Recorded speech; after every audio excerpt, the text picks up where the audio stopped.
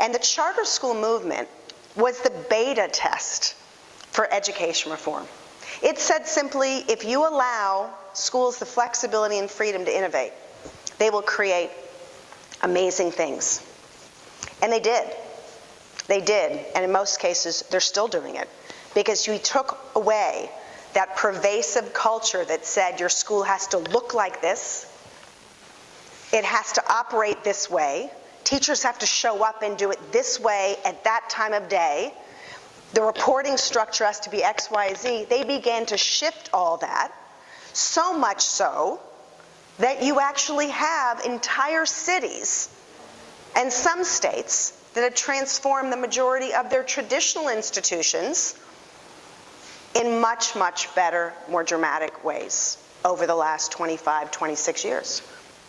But we're still less than 50% proficient in all we do.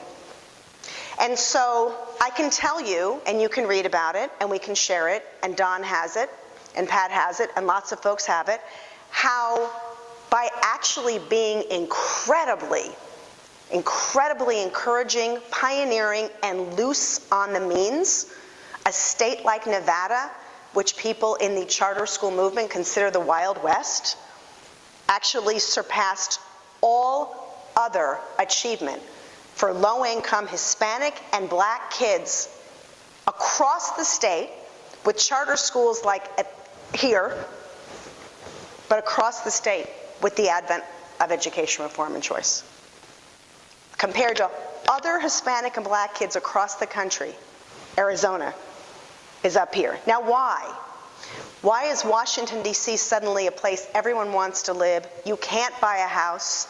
You can't even walk down the street without running into a brand new restaurant, and people are moving back to the city to go to schools in neighborhoods like Anacostia that no one would step their foot in. Right?